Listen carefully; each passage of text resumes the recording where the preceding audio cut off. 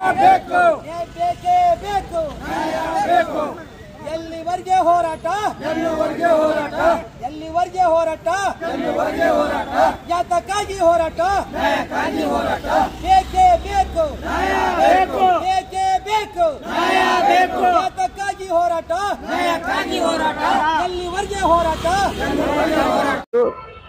ಜಿಲ್ಲಾಧಿಕಾರಿ ಕಚೇರಿ ಎದುರುಗಡೆ ಕರ್ನಾಟಕ ದಲಿತ ಜನಜಾಗೃತಿ ಸಂಘರ್ಷ ಸಮಿತಿ ರಾಜ್ಯ ಸಂಚಾಲಕರಾದ ರುಕ್ಕಪ್ಪ ಟಿ ಕಾಂಬ್ಳೆ ನೇತೃತ್ವದಲ್ಲಿ ಮಾದಿಗರ ವಿವಿಧ ಬೇಡಿಕೆಗಳನ್ನು ಈಡೇರಿಸುವಂತೆ ಒತ್ತಾಯಿಸಿ ಮಾನ್ಯ ಮುಖ್ಯಮಂತ್ರಿಗಳಾದ ಸಿದ್ದರಾಮಯ್ಯನವರಿಗೆ ಕಳೆದ ನಾವು ವರ್ಷ ಅಧಿಕಾರ ಬಂದು ಹಿಡಿದೇ ಒಂದು ವರ್ಷದಿಂದ ನಾವು ಮಾದಿಗರ ಬೇಡಿಕೆ ಈಡೇರಿಸಬೇಕಂತೇಳಿ ನಾವು ಮಾನ್ಯ ಮುಖ್ಯಮಂತ್ರಿಗಳಿಗೆ ಒತ್ತಾಯಿಸಿ ಬಂದಿದ್ದೇವೆ. ಈಗ ಏನು ಅಂದರೆ ನಮ್ಮ ಕರ್ನಾಟಕ ಆದಿಜಾಂಬ ಅಭಿವೃದ್ಧಿ ನಿಗಮಕ್ಕೆ ಕೇವಲ 100 ಕೋಟಿ ಕೊಟ್ಟರೆ ಅದಕ್ಕೆ ಅಭಿವೃದ್ಧಿ ಹೋದ ಸಾಧ್ಯ ಆಗಲ್ಲ. ಅದಕ್ಕೆ ಬರುವ ಬಜೆಟ್ನಲ್ಲಿ 500 ಕೋಟಿ ರೂಪಾಯಿ ಕರ್ನಾಟಕ ಆದಿಜಾಂಬ ಅಭಿವೃದ್ಧಿ ನಿಗಮಕ್ಕೆ ನೀಡಬೇಕು ಮತ್ತು ಗುಲ್ಬರ್ಗಾ ವಿಶ್ವವಿದ್ಯಾಲಯದಲ್ಲಿ ಮಾದರಿ ಚೆನ್ನೈ ಅಧ್ಯಯನ ಪೀಠಕ್ಕೆ ಸುಮಾರು ಸ್ವತಂತ್ರ ಕಟ್ಟಡಕ್ಕಾಗಿ 10 ಕೋಟಿ ರೂಪಾಯಿ ಬಿಡುಗಡೆ ಮಾಡಬೇಕು.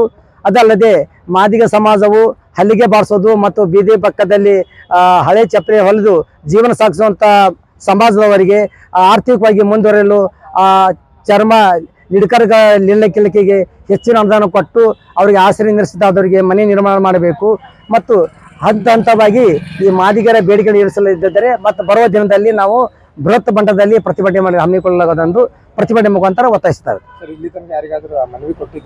ಕೊಟ್ಟಿದ್ದಾರೆ ಮಾನ್ಯ ಮುಖ್ಯಮಂತ್ರಿಗಳು 2 ಸಲ ಕಳಿಸ್ಯಾರ ಅಧಿಕಾರ ಬಂದ ಮೇಲೆ ಕೊಟ್ಟಿದ್ದಾರೆ. ಅದು ಇಲ್ಲಿವರೆಗೆ ಯಾವುದು ನಮಗೆ ಬೇಡಿಕೆ ಈಡೇರಿಸಿಲ್ಲ. ಅವರು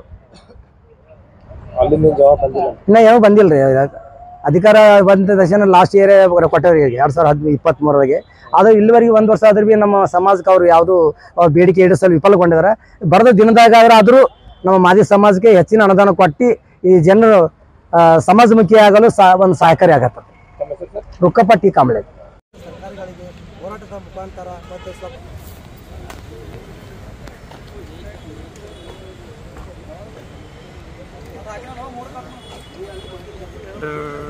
ಬೇಕು ಬೇಕೇ ಬೇಕು ಬೇಕು ಎಲ್ಲಿವರೆಗೆ ಹೋರಾಟ ಎಲ್ಲಿವರೆಗೆ ಹೋರಾಟ ಎಲ್ಲಿವರೆಗೆ ಹೋರಾಟ ಎಲ್ಲಿವರೆಗೆ ಹೋರಾಟ ಯಾತಕ್ಕಾಗಿ ಹೋರಾಟ ನ್ಯಾಯಕ್ಕಾಗಿ ಹೋರಾಟ ಬೇಕೇ ಬೇಕು ಬೇಕು ಬೇಕೇ ಬೇಕು ನ್ಯಾಯ ಬೇಕು ಯಾತಕ್ಕಾಗಿ ಹೋರಾಟ ನ್ಯಾಯಕ್ಕಾಗಿ ಹೋರಾಟ ಎಲ್ಲಿವರೆಗೆ ಹೋರಾಟ ಎಲ್ಲಿವರೆಗೆ